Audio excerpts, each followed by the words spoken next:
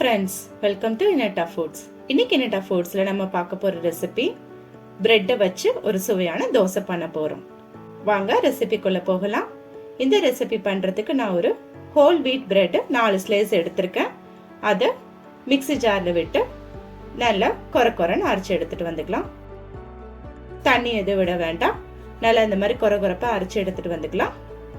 இப்போ இதுல நம்ம எடுத்து வச்சிருக்க 1 கப் அரிசி மாவு, 1 கப் ரவை,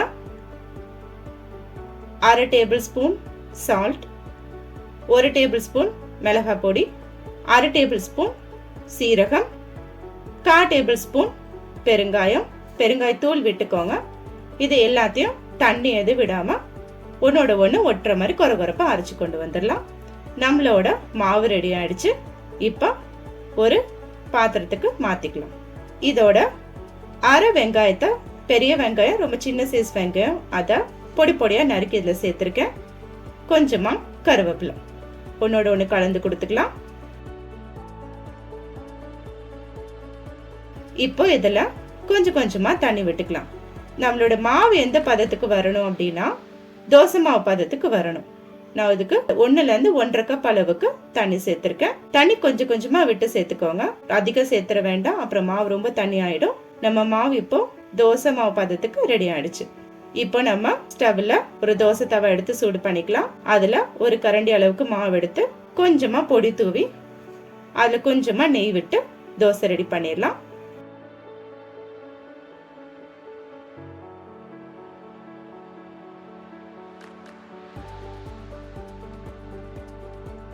நல்லா வேகட்டும்.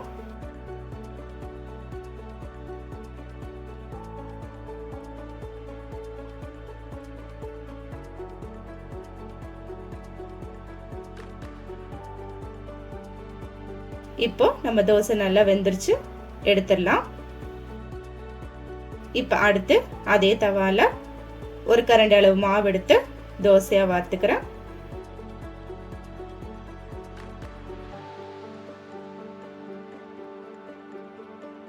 இதுல கொஞ்சமா எண்ணெய் விட்டுக்கிறேன். தோசை வேகட்டும். நம்ம இந்த பிரெட் தோசை செய்யும் போது நம்ம வீட் பிரெட் எடுத்துக்கலாம். மைதா எடுக்க வேண்டாம். மைதா பிரெட் எடுத்தீங்க அப்படின்னா ஹெல்த் வைஸ் அது நல்லது இல்லை.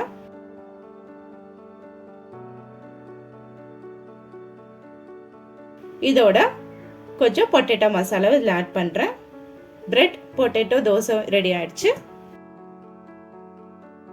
வெந்துருச்சு. மடக்கி எடுத்துக்கலாம்.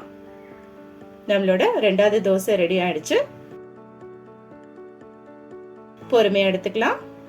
இப்போ ஒரு பிளேட்டுக்கு நான் டிரான்ஸ்ஃபர் பண்ணிக்கிறேன். பாருங்க, உங்களுக்கு இந்த தோசை எடுத்து காட்டுறேன். நம்மளோட மசாலா பிரெட் தோசை ரெடி ஆயிடுச்சு. இதோட ஒரு கார சட்னியும் சர்வ் பண்ணியிருக்கேன். நீங்களும் இந்த ரெசிபி உங்க வீட்டில் செஞ்சு பாருங்க.